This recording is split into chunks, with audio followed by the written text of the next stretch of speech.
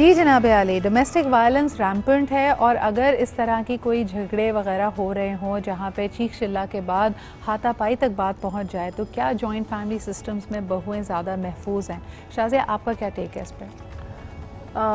कराची की बात कर रहे हैं या ओवरऑल कहीं की भी बात कर रहे हैं? जैसे उन्होंने बात की कि ज़रूरी नहीं है कि बहुत ही कोई पढ़े लिखे लोग हों या नहीं हो पढ़े लिखे, शऊर हो नहीं हो, मगर ये बात सही है मेजॉरिटी लोग ऐसे होते हैं कि बहुत सारे अगर जॉइंट फैमिली सिस्टम में किसी को लग रहा होता है कि ये बहू की गलती है तो सारे लोग मिल के ही ब्लेम कर रहे होते हैं। कोई बहुत आइडियल सिचुएशन नहीं होती, कोई बहुत इंसाफ के तराजू नहीं हो रहे होते कि ये बहू है इसको हम बेटी की तरह लाएं, ऐसी सिचुएशन होती नहीं है। मुझे बताएं कि एक बड़ी वियर्ड चीज़ मैं देख रही हूँ and I want to understand कि ये सिर्फ एक ड्रामाई क्रिएटिविटी लाइसेंस है जो हमारे ड्रामा मेकर्स ने लिया हुआ है या ये एक्चुअली हमारे माशरे में हो रहा है। अगर आप नोटिस करें महविश, हर जॉइंट फैमिली सिस्टम में लड़की की कैरेक्टर असैसिनेशन हो रही है, उसके किरदार पे सवाल उठाए जा रहे हैं, अगर वो बाहर निकलती है नहीं निकलती। हमारे यहाँ क्या होता है कि क्योंकि एक खातून सालों सप्रेस्ड होती हैं, उन्होंने बहुत अपने आप को विक्टिम समझा होता है, वो तकलीफ़ में होती हैं और जब उनको लगता है कि जब मुझे बादशाहत मिलेगी तो फिर मैं जो है वो अपने सारी एक जॉइंट फैमिली सिस्टम में घर का कल्चर के लड़कियाँ किस तरह तैयार होती हैं, ख़वातीन की रूटीन क्या होती है, डूज एंड डोंट्स, महविश आपके ख्याल में सेट कौन कर रहा होता है? ये ससुर करता है, सास करती है, वो खाविंद खुद करता है? Who has the authority?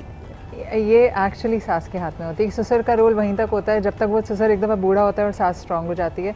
देखें, बहुएं वो लव मैरिज हो या अरेंज में भी आप चुन चुन के वो ख़वातीन लाती हैं जो आपको लगता है कम उम्र हो, जैसे ये मैच मेकर है तो उनको पता है कि कम उम्र हो, हमारे उसमें ढल जाए आसानी से, वो तमाम ख्वाब या वो तमाम चीज़ें जो वो खुद नहीं कर पाएंगे, सारे अरमान वो सारे अरमान पर्सनालिटी में हम देख लेते हैं। अच्छा, क्या इससे फ़र्क पड़ता है आयशा के सास अगर अपनी पसंद की किसी लड़की को ब्याह कर अपनी बहू बनाती है या अगर इन्फ्लुएंस्ड हो जाए, यानी सास की मर्ज़ी शामिल ना हो, बेशक वो ख़ानदान की कोई ऐसी लड़की है जिसको सास ज़्यादा पसंद नहीं करती थी या लड़का अपनी पसंद से शादी कर ले, क्या उस जॉइंट फैमिली सिस्टम में उस लड़की की ज़िंदगी, उसके ऊपर लगने वाली जो रूल्स एंड रेगुलेशंस है उसमें कोई तब्दीली होती है, कोई फ़र्क होता है?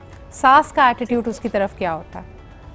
सिद्रा, देखिए, सास का एटीट्यूड तो हर बहू के साथ एक ही जैसा रहता है। दैट्स लाइक 8 से 10% डेट से कि इसका असर हो सकता है, मगर ये लड़की पे डिपेंड करता है। एक ही घर में देवरानी जेठानी में होता है कि अगर एक डोसाइल है, सबमिसिव लड़की है तो वो मनोअन वही करेगी जैसे सास कह रही है या ससुर कह रहे हैं। अब एक लड़की जो अथरी है, somebody who is assertive, वो नहीं सुनेगी, वो अब वापस नाराज होकर अपने वालिदैन के घर चली जाएगी।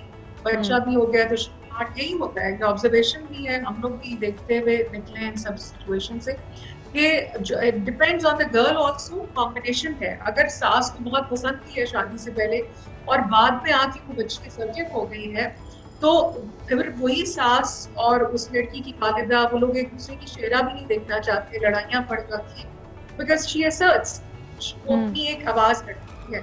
लेकिन अगर आप सबमिसिव हैं, आप उनकी मर्जी का सोफा उसी जगह पे रहने देते हैं, फ्रिज में दूध कहाँ इस कोने में पड़ा है, पकाने का हमारे यहाँ दाल ऐसे बनती है हमारे यहाँ आलू गोश्त ऐसे बनता है, ये जो देहातियों की तरह चाय बना रही हो, ये हमारे यहाँ नहीं बनती, हम लोग तो दम वाली। सो ये सब चीजें फिर आप अगर एब्जॉर्ब करें जी करके तो आप रहते रहें साल साल, कोई भी कुछ नहीं कहेगा। अगर आप you have your own voice. अच्छा आयशा, क्या इसमें गिव एंड टेक है? Are there phases? जैसे अभी बात हो रही थी कि जब जैसे ही मदर इन लॉ ये फील करती है the father in law has become older और सारी रेंज उनके हाथ में आ जाती हैं तो उनका कंट्रोल होता है, लेकिन जब एक यंग बहू आती है तो उसको किस हद तक और किस अरसे तक बर्दाश्त करना पड़ता है आपके ख्याल में? जब तक उसके बच्चे छोटे हैं, जब तक उसके बच्चे नहीं हैं, when does she start really having a voice of her own? Voice of her own तो ये टेम हो जाता है ना। आप अगर एक हाथी पे बांधते एक पट्टा उसके पैर में तो आप उसको खुला भी छोड़ दें, वो बेचारा उस पट्टे से बाहर ही नहीं निकलेगा। वो टेम करती है, जैसे उन्होंने कहा छोटी उम्र की बच्चियों को लाके। लेकिन जब फिजिकली वो रखते हैं, ये देखिए मैंने पूरी जिंदगी में ये देखा है कि वो पहले वही गरूर और तमतमा और एक वो जी मेरे घर दरवाजे के सामने से नहीं गुजरेगी, बाद में जब वो बिस्तर पे आ जाती है तो वही उनको पैम्पर भी लगा रही होती है, नहलाने भी जाती है, फिर बाथरूम ले जाके पाउडर लगा के, बिकॉज नर्सें नहीं मिलती हैं आपको ये सब काम करने के लिए, फिर बहुओं को ही करना पड़ता है। तो ये एक पूरा साइकिल है सिद्रा, जैसे कुदरत का एक निजाम होता है, आप उन्हीं लोगों को फिर नहलाते भी हैं, कफनाते भी हैं। बट आई फील, बिल्कुल सही कह रही हैं, but I still feel that it could be a slightly dated version. Shazia, आप क्या समझती हैं? यानी अब may be till a generation ago वो रोब, वो दबदबा वाली चीज़ अपनी जगह थी, आज भी इतनी रोब वाली सासें हैं आपके ख्याल में?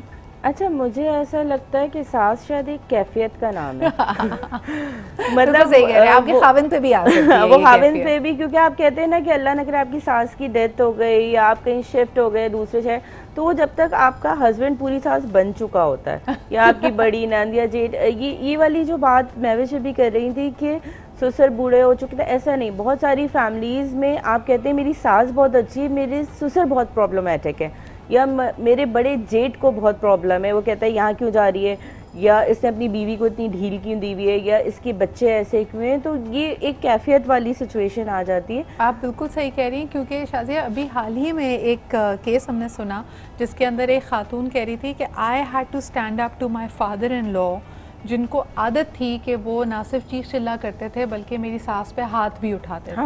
और उस लड़की के लिए ये एक बड़ी अनहोनी बात थी कि यानी मैं अपने घर में, अपने एक्सटेंडेड फैमिली में अपनी सास को पिटता हुआ देखूं। और अजीब सी बात ये है कि जवान जहान बच्चे हैं, बेटे हैं, बेटियां, वो कोई कुछ नहीं कह रहा।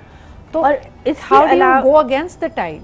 ये वाली भी चीज़ है, और दूसरी ये वाली भी चीज़ है कि बहुत सारे केसेस में मैंने तो ये देखा है कि सास बहुत अच्छी है, या एक नॉर्मल आपका एक अच्छा हेल्दी रिलेशन है, लेकिन आपके ससुर का ये है कि दाल का बघार ऐसा हो, हरी मिर्च ऐसा हो, सिल पे इतने बजे खाना लग जाए, इतने बजे खाना लग जाए, तवे की गर्म रोटी। अच्छा, ऐसा नहीं है कि सारे जॉइंट फैमिली सिस्टम सब जगह यही हो रहा है, वरना तो फिर ऐसे शादी ही नहीं करें लोग जॉइंट फैमिली सिस्टम में। बहुत अच्छे भी हैं, बहुत बहुओं को प्रिविलेज भी मिलता है, लेकिन कम ऐसी फैमिलीज कम है।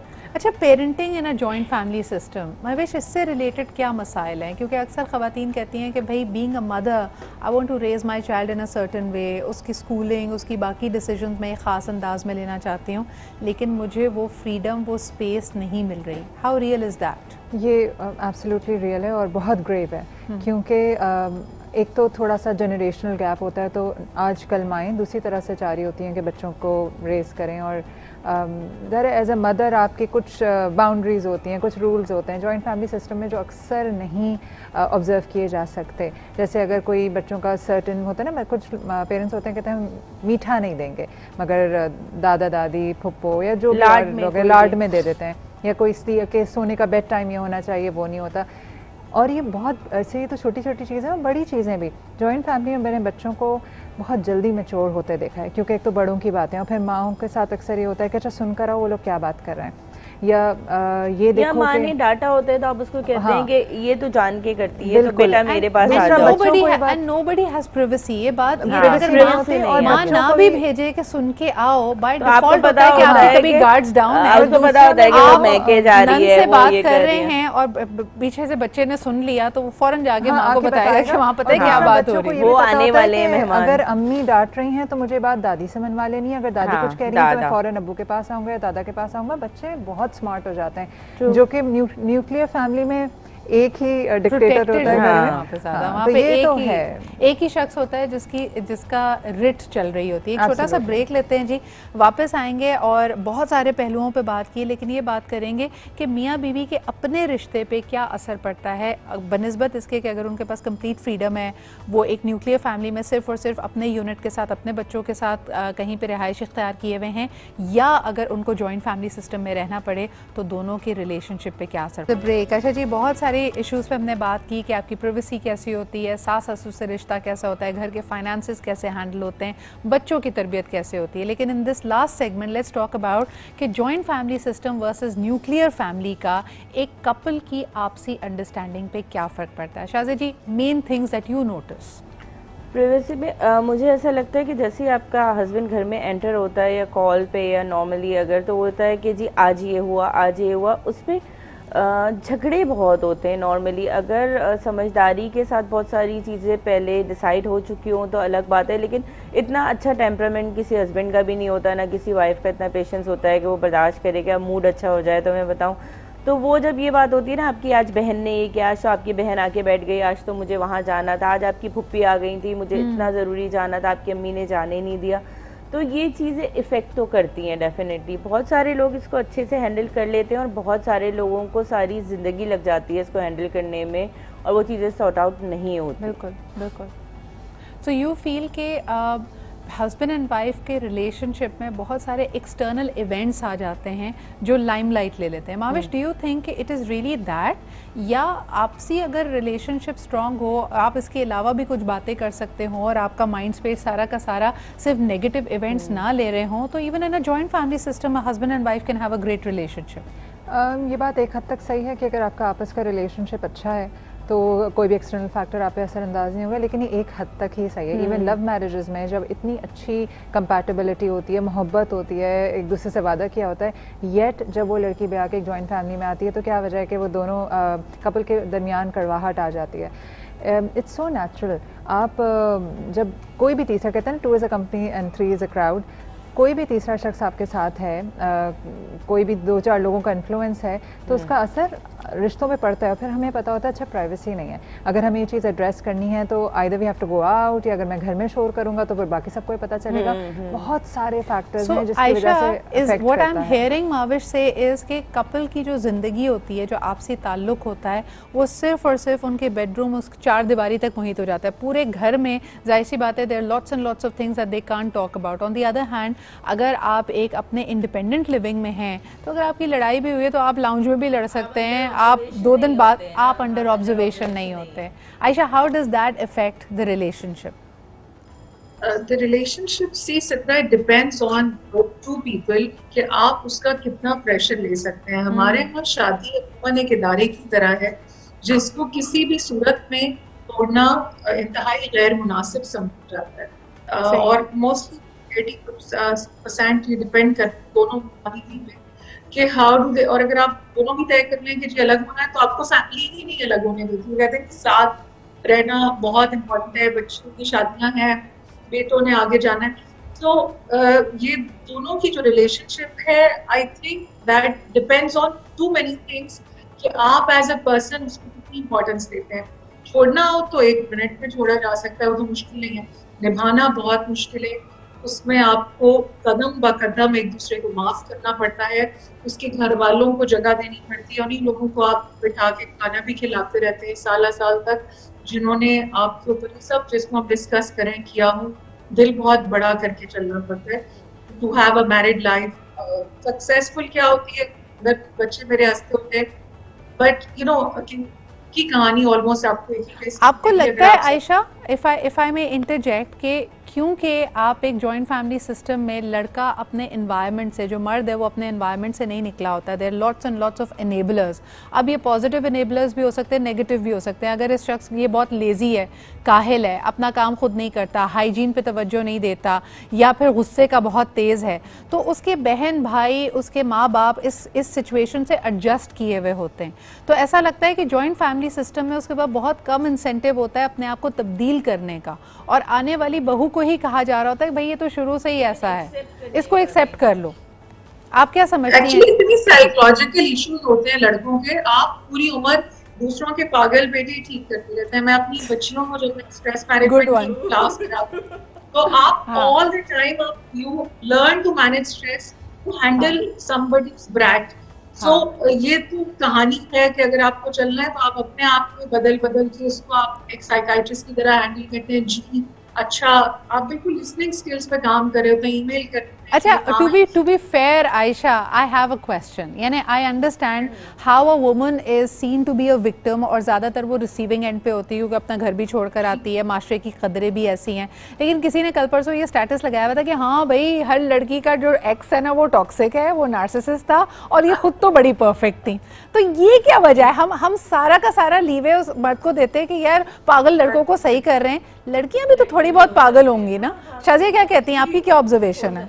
कहीं ना कहीं ऐसा नहीं है, जैसे मैंने कहा कि सिर्फ आप जॉइंट फैमिली सिस्टम को प्रॉब्लम, पापा की परी भी तो होती है, पापा की परी, बाबा की आंसू रानी सब होती है। तो वो जब अगर वो कहता है जॉइंट फैमिली सिस्टम में तुम्हें प्रॉब्लम है, ठीक है, वो लड़का अच्छा है, उसके साथ कोई प्रॉब्लम नहीं है, वो उसको लेके अलग रह रहा है न्यूक्लियर फैमिली में, वहाँ पे भी वो इतनी ही टॉक्सिक होती है। तो फिर आप ये कह सकते हैं कि ज़रूरी नहीं है कि सिर्फ मरती हों, मेजॉरिटी औरतें बर्दाश्त कर रही होती हैं, उनकी बर्दाश्त अच्छी होती है, वो शादी को ज़्यादा निभाना चाहती हैं। मर्द का इतना शायद एक्सप्रेसिव नहीं होता है चीज़ें, लेकिन बहुत सारी दफ़ा मर्द इतने बड़े बड़े डिसीजंस लेता है। That both have an equal tendency to become toxic, और मसला ये है कि आपको कहीं ना कहीं किसी बड़े की अथॉरिटी एक्सेप्ट करनी पड़ेगी कि इसका लाइफ एक्सपीरियंस ज़्यादा है और ये मुखलिस अंदाज में हमें कोई सलाह दे रहे हैं। माविश, अक्सर ये होता है कि सास अगर कोई सलाह दे रही होती है तो हम अस्यूम कर लेते हैं कि ये अपने बेटे की साइड ले रही है। नेचुरल है क्योंकि हमें पता होता है कि यार, लेकिन मैं बताऊं सिद्रा, अगर कोई ऑनेस्ट या सिंसियर है आपके साथ, थोड़े दिन में आपको पता चल जाता है कि ये ऐसा नहीं होता कि एक असम्पशन है, मगर थोड़े दिन में अगर गलत प्रूफ हो गया तो आपको पता चल जाता है कि हाँ शी इज न्यूट्रल या ये मेरी तरफदारी भी नेक्स्ट टाइम आप फिर नहीं एक्सपेक्ट करते। लेकिन आम तौर पे ये होता है। अच्छा, और अगर आपसे यही सवाल करूं कि एक लड़की को, एक नई शादीशुदा जोड़े में वाइफ को आप क्या रेकमेंड करेंगी कि how much she be willing to trust her सास एंड हर नंदे, यानी पहले ही आप बेस्ट फ्रेंड्स बन जाएं और सारी अपनी बातें करना शुरू कर दें, या पहले उनको परखें? Not at all. देखिए, आप किसी भी नई जगह जाते हैं तो सबसे पहले क्या होता है, अक्लमंद वो है जो ऑब्जर्व करे, be nice, be positive, but observe, और फिर आप थोड़े दिन बाद ऐसा खुद ही अंदाज़ा अपनी जजमेंट कॉल लें। एक और बात है, बहुत सी लड़कियाँ होती हैं शुरू में डोर मैट बन जाती हैं, बिछ जाती हैं, कोई बाउंड्री सेट नहीं करती हैं, फिर उसके बाद वही रोते हुए आ रही होती हैं कि मेरे साथ ये हो गया वो हो गया। तो girls who are getting married, सबसे पहली चीज़ ये कि आप जहाँ जा रही हैं, take it as a project, be positive, be nice, but don't trust everyone. Even शोहर को भी आप ऑब्जर्व कीजिए, नए लोग हैं, बिल्कुल उनकी अपनी अपब्रिंगिंग अलग है, नया ख़ानदान है, ये it takes time. Okay Ayesha, what is your opinion if a girl is feeling bullied? Because देखें, आउट नंबर तो वो है ना, वहाँ पे तो सब यानी माँ बाप हैं, बहन भाई हैं, सबके अपने रिश्ते हैं, एक दूसरे के मिजाज को जानते हैं। She is observing, but what if she is feeling bullied and her boundaries are being crossed? जैसे हम अक्सर ड्रामों में एक और बड़ी रेगुलर सिचुएशन हम देखते हैं कि जी बहू से आते ही कहा कि जी अपने जेवर दे दो, अपनी नकदी दे दो और हम अपने फैमिली लॉकर में रखेंगे। नाउ शी फील्स के यार maybe she is obliged to do that. अगर वो ये नहीं करेगी तो लोग कहेंगे बड़ी तेज़ तरार लड़की है, ये तो बात ही नहीं मानती है। ऐसी सिचुएशन में लड़कियाँ क्या करें? वहीं उन्हीं की फैमिली में कुछ लोग होंगे जो आपके साथ अच्छी तरह, आपकी उनसे अच्छी कम्युनिकेशन हो जाएगी। हो सकता है उसका कोई मामू हो सकता है उसकी कोई खाला ऐसी हो, तो वहाँ पे आपको अपनी सब कम्युनिकेशन आराम से ट्रैक डाउन करना पड़ेगा कि who is with you, so that you have some people, जैसे आप नौकरी भी करते हैं, ऑफिस भी जाते हैं, काम करते हैं, तो कुछ आपके साथ होते हैं, कुछ दूसरों के, तो you exercise the team building over there. और अगर आपको लगे कभी कि आप कॉर्नर हो रही हैं, तो आप उन्हीं में से लोग होंगे, rather than bringing your family forward. जो समझदार लड़कियां, वो कभी भी आमने सामने ससुराल वालों को और अपने वालिदैन को नहीं होने देती। वो खुद ही वहीं पे कुछ लोग होते हैं डेफिनेटली हर खानदान में जो आपके साथ होंगे। अच्छा, लेकिन इसमें दो सिचुएशंस बनती हैं जो कि क्विक लास्ट कमेंट मैं शाजिया कर लूँगी। शाजिया, अगर घर वालों को लेके आती है, बिल्कुल आयशा ने सही कहा कि कॉन्फ्रंटेशन हो जाती है, लेकिन अगर घर के कोई सेकंड टियर के रिश्तेदार हैं, जैसे मामू खाला का अगर आपने जिक्र किया, तब तो उल्टा इल्ज़ाम लग जाता है कि घर की बात बाहर निकाल दी, तब क्या करें? अच्छा, बहुत सारे लोग ऐसे होते हैं ससुराल में जो मामू खाला से इतना ज्यादा मिलना मिलाना भी नहीं होता आजकल, बल्कि अगर दोहरे रिश्ते हों, अगर कजन मैरिज हो, तो वो भी खराब हो जाते हैं, उससे भी चले जाते हैं। मुझे ये बात गलत नहीं लगती कि आप अपने पेरेंट्स को लेके आएँ, चाहे वो लव मैरिज हो चाहे अरेंज मैरिज हो। ज़रूरी नहीं है कि आप बिल्कुल अम्मा अब्बा को या पूरी बरादरी को सामने बिठा दें। कोई भाई, कोई भाभी, कोई भी एक ऐसा फैक्टर रहना चाहिए ससुराल वालों के जहन में कि ये हमसे पूछेगा, इससे हमें अपनी बेटी दी है, इसने अपनी बहन दी है। ऐसा नहीं है कि हम इसके साथ जो चाहे करें। मतलब लड़की को उसका डरावा नहीं देना चाहिए, बट वो अपना वेपन रखना चाहिए कि हाँ जी ये बात मैंने डिस्कस कर देते हैं। शाज़िया, कई दफ़ा तो मैंने देखा है बेचारे मैके वाले कहते हैं इतना कुछ हो रहा था और हमें तो कुछ पता ही नहीं था। वो लड़की नहीं बताती। देखें, आपने अपनी बेटी को जब शादी कर रहे होते हैं, आपने उसको ये बताना होता है कि आप किसी के साथ ज्यादती नहीं करें और आप ज्यादती बर्दाश्त भी नहीं करेंगी। ये चीज़ जिस दिन आप सिखा देते हैं पूरी लाइफ में शादी से पहले या शादी के वक्त, तब वरना उसको ये लगता है कि अब तो मेरा अल्लाह ना करे यहाँ से जनाजा निकलेगा, मेरे बाप बाप तो मतलब 3 बेटियों की और शादी करनी। ये ट्रस्ट आपको अपनी बेटी को खुद देना होता है, अपनी बहन को देना होता है, तो वो आके आपको बताती है। ज़रूरी नहीं आप लड़ने जाएं उनसे, बात करने के 10,000 तरीके होते हैं। आप कभी अचानक सरप्राइज़ विज़िट कर सकते हैं। ऐसा तो नहीं होता ना कि बेटियों के यहाँ कुछ भी हो रहा है, 6 महीने 8 महीने 10 महीने आपको पता ही नहीं है उनकी लाइफ में, और बाद में आपको निशान मिल रहे हैं और बाद में पता चल रहा है जला दिया था, अल्लाह ना करे। तो इतना भूल नहीं जाया करें, और लड़कियां भी बता दिया करें जाके। और शाज़िया, ये आपने भी हर स्ट्रैटा में नोटिस किया है, यानी ये अनफॉर्चुनेटली हम अस्यूम करते हैं कि इस किस्म के हेनस एक्ट्स, इस किस्म के क्राइम्स लो इनकम ब्रैकेट्स में हो रहे हैं या जहाँ पे तालीम की कमी है, लेकिन आपने क्या ऑब्ज़र्व किया है? अब तो सिद्रा जितने ज़्यादा ये चीज़ें लो इनकम ब्रैकेट के अलावा बहुत ज़्यादा पढ़े लिखे तबके में हो रही है, अभी रिसेंट जितने केसेस हुए हैं या जितने पैसे वालों में हो रही है, ये कहीं भी हो सकता है। मुझे नहीं लगता कि वहाँ पे, क्योंकि पॉपुलेशन या आप उस चीज़ को ज़्यादा फिगर आउट कर लेते हैं, बहुत सारी चीज़ें कुछ तबके की बाहर नहीं आ पाती हैं, बहुत कुछ चल रहा होता है। जब तक कि वो चीज़ हो नहीं जाती तब तक आपको पता नहीं चलता कि बहू के साथ ये किया या इस तरह से किया, लेकिन ये हर जगह हो रहा है। मैं इसको नहीं कहती या समझती हूँ कि लो इनकम ब्रैकेट में ही ये हो रहा है। बिल्कुल सही। और साथ ही बहुत सारे पॉजिटिव्स भी हैं। आज हो सकता है कि हमने ज़्यादा पॉजिटिव्स पे फोकस ना किया हो, बिकॉज़ ये मसाइल जो हमारे सामने आते हैं, मकसद ये था कि इन मसाइल को आप बैठकर बाहिमी फ़ैसलों से, मुज़ाकरात से, बातचीत से हल कर सकते हैं। हर चीज़ में एब्सोल्यूटिज़म की ज़रूरत नहीं है, लेकिन हाँ, बर वक्त फ़ैसले लेने भी ज़रूरी हैं। कई दफ़ा हम कई चीज़ों को देख कर अनदेखा करते हैं, we let so much time pass that it becomes toxic. So thank you very much guys. हमारे साथ मौजूद थी Shazia, Mahvish and Ayesha. Thank you very much for being here. देखिए जी, जॉइंट फैमिली सिस्टम खुसूसी तौर पे बर-ए-सग़ीर और सब कॉन्टिनेंट एशियन कल्चर्स में आपको एक हमारा strong pillar of the family family traditions नज़र आएगा। ये और बात है कि अब आहिस्ता आहिस्ता जैसे हम शहरी ज़िंदगी में एक फ़ास्ट पेस लाइफ में आते चले जा रहे हैं, तो ये हमें कम से कम होता नज़र आ रहा है। बट यू बी द जज कि आपके लिए ज़्यादा क्या फ़ायदेमंद है। इसी के साथ मुझे इजाज़त दीजिए, कल मुलाकात होती है। खुदा हाफ़िज़।